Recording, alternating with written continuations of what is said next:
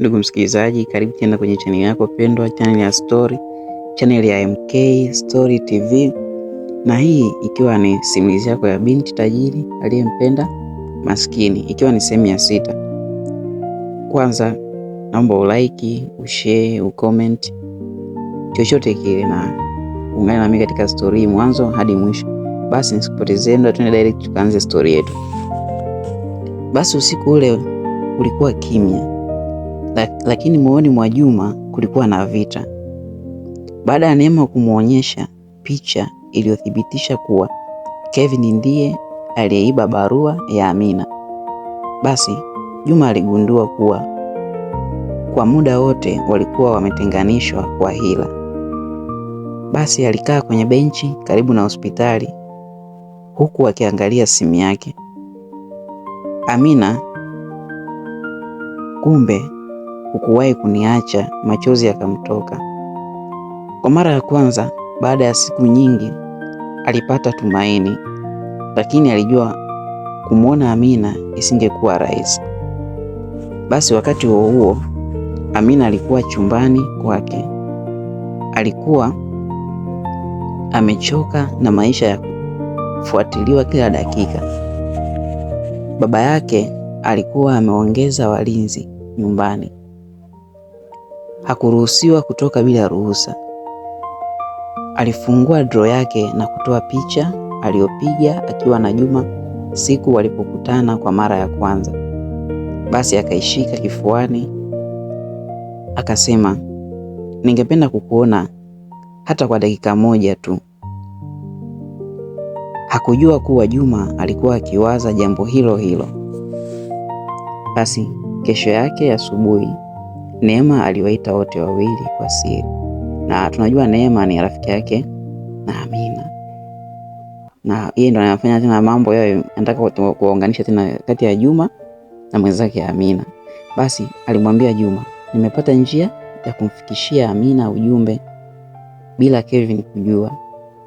Juma akashangaa, akamwambia, una uhakika? Neema akatabasamu akamwambia, na rafiki anayefanya kazi kwenye kampuni ya baba yake Amina. Juma akahisi tumaini likirejea. Basi aliandaa barua mpya kwa mkono wake. Hakuandika kwa hasira, aliandika kwa upendo. Amina, siku zote nimekuwa nikikupenda. Kama ulipata habari kuwa nilikuacha, ujue ilikuwa hila. Nipo tayari kupigania mapenzi yetu mpaka mwisho. Basi Neema akaichukua barua hiyo akamwambia, nitahakikisha anaipata. Basi jioni ilipofika, Neema aliingia kwenye kampuni kutumia kitambulisho cha rafiki yake. Alifanikiwa kufika karibu na ofisi ya Amina, lakini kabla hajamkabidhi barua, Kevin alionekana ghafla kwenye korido. Basi Neema akashtuka. Haraka akaificha barua kwenye faili alilokuwa amebeba. Kevin akamsogelea akamwambia, unafanya nini hapa? Neema akatabasamu kwa kujisitiri akamwambia, nimekuja kuonana na rafiki yangu. Kevin akamtazama kwa mashaka, lakini hakuwa na ushahidi wa kumzuia, akamruhusu apite. Neema akavuta pumzi ndefu. Alijua alikuwa amenusurika. Basi dakika chache baadaye Amina alipokea faili lile. Alipolifungua, karatasi ndogo ikaanguka. Alichukua. Alipoona maandishi ya Juma, machozi yakaanza kumtoka. Alisoma taratibu. Kila neno lilimgusa moyoni. Aligundua ukweli kuwa Juma hakuwahi kumwacha. Basi walikuwa wametenganishwa kwa hila. Amina hakufumba macho.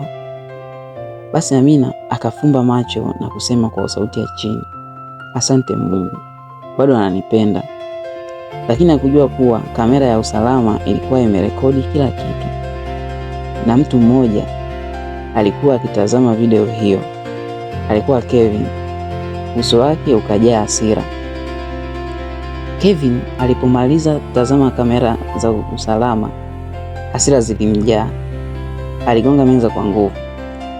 Akasema, sasa mmeanza kucheza na mimi.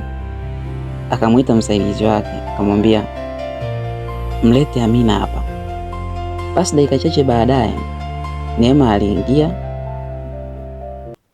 Samahani, akamwambia mlete Neema hapa. Basi dakika chache baadaye Neema aliingia ofisini. Kevin akamtazama kwa ukali akamwambia,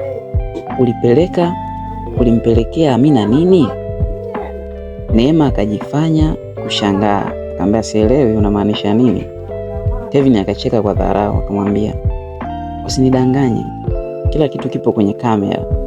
Lakini Neema hakukubali. Akamwambia, kama una ushahidi mbona unikabidhi polisi? Kevin akanyamaza. Hakutaka jambo hilo lijulikane kwa mzee Salum. Basi akamruhusu aondoke. Lakini moyoni akapaa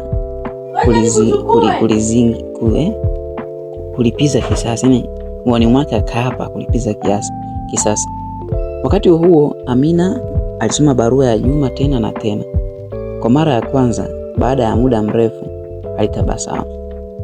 Aliamua kumwandikia Juma, nisamehe kwa amini vibaya, bado nakupenda kama siku ya kwanza. Barua hiyo alimkabidhi Neema. Neema akaahidi kuwa angeifikisha. Basi Juma alikuwa hospitalini akimhudumia mama yake. Mama yake alianza kuonyesha nafuu. Akamwita Juma karibu, akamwambia, mwanangu. Juma akajibu, ndio mama. Usikubali chuki ikushike na ikushinde. Ukimpenda mtu kwa ukweli, mpiganie kwa heshima, si kwa ugomvi. Basi maneno hayo yalimtia nguvu Juma. Akaamua kuwa hata ingia kwenye mtego wa Kevin. Basi jioni hiyo Neema akamkabidhi Juma barua ya Amina. Akamwambia,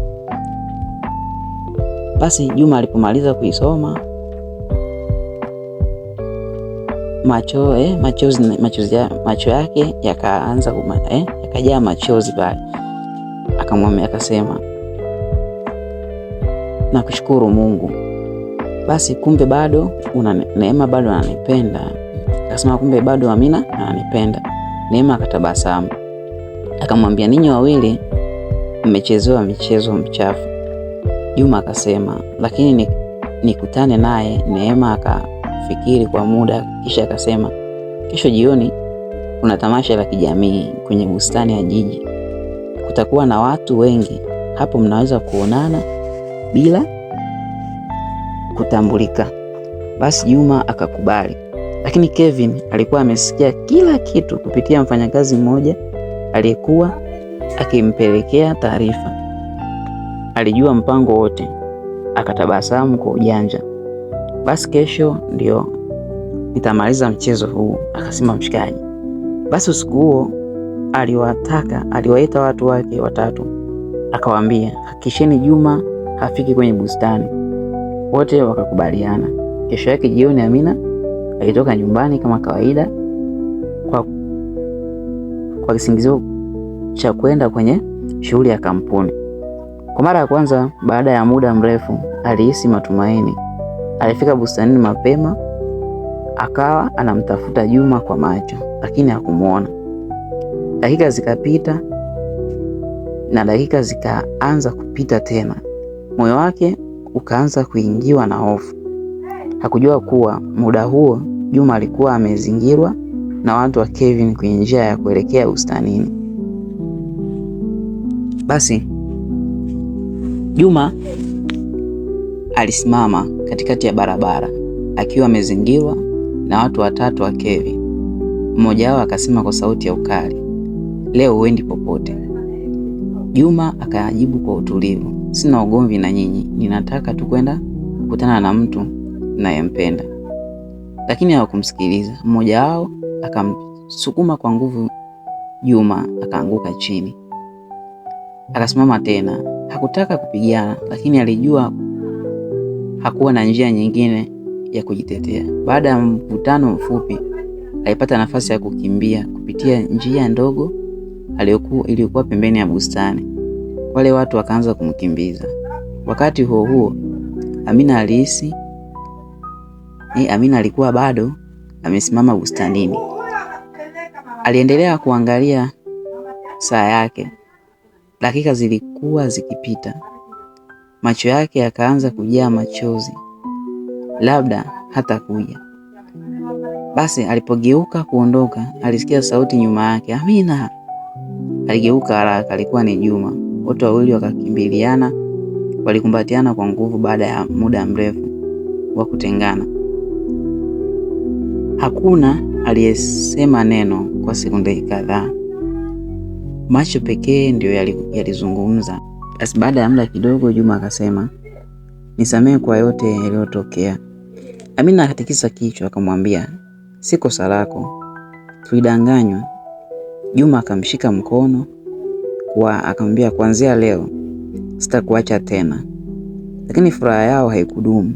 Kevin alikuwa amewafuata kwa mbali akiwa ndani ya gari lake. Alipiga picha kadhaa Juma na Amina wakiwa pamoja.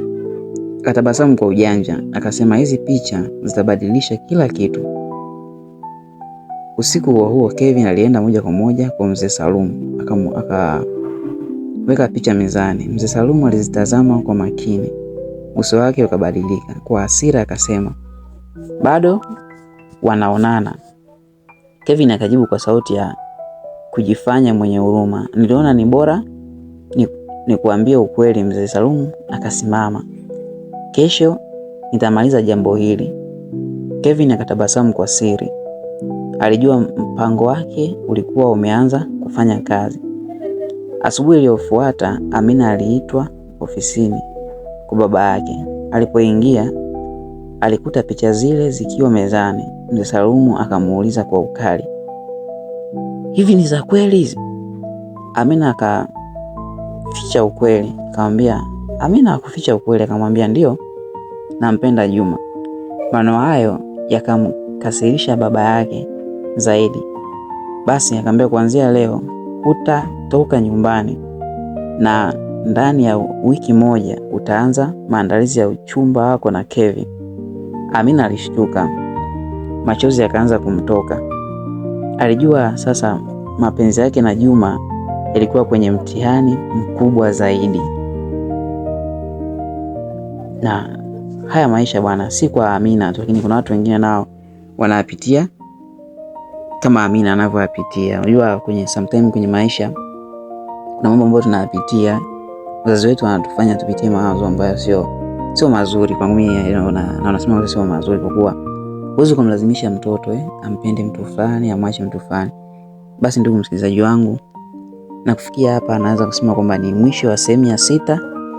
Basi jiulize maswali machache kwamba je, Amina anafungiwa nyumbani na kulazimishwa kuolewa na Kevin? Juma hakujua kilichotokea baada ya kuondoka bustanini, na Kevin anaamini ushindi uko mikononi mwake. Lakini je, Amina atakubali kuolewa na mtu asiyempenda? Je, Juma atampata kabla ya uchumba kufanyika? Au kuna siri kubwa zaidi ambayo itabadilisha maisha yao wote? Mimi nikwambie tu ndugu msikilizaji wangu, kwanza nakupa big up, asante kwa support yako, lakini nikwambie tu usikose part 7 au sehemu ya 7 ya binti wa tajiri aliyempenda maskini, ambayo vita ya mapenzi ndio inaanza kweli kweli. Basi nasema asante kwa umenisikia toka mwanzo hadi tumefikia mwisho, lakini nakuomba usubscribe, ulike, ucomment chochote kile, ili kutupa support na sisi tuendelee kukua zaidi, kukua na kufikia hapa. Naweza kusema jamani, mashabiki zangu asanteni. Na zaidi na mwezi mmoja sasa nifungue channel yangu. Sasa hivi na subscribers kama 80. Ninasema asante. Kusema asante ni kuomba tena muendelee kusubscribe zaidi na zaidi. Kwa tunatoka hii siku si nyingi nitakuletea story nyingine ya mchepuko. Lakini pia naomba muendelee kusupport na story nyingine ya mrembo wa kijiji. Kufikia hapo sana ziada squad. Tukutane katika sehemu nyingine. Asante. Hiyo hapo ni namba, kama unataka kusupport kwa chochote basi unaweza kutusupport kupitia hiyo lipa namba hapo. Asante.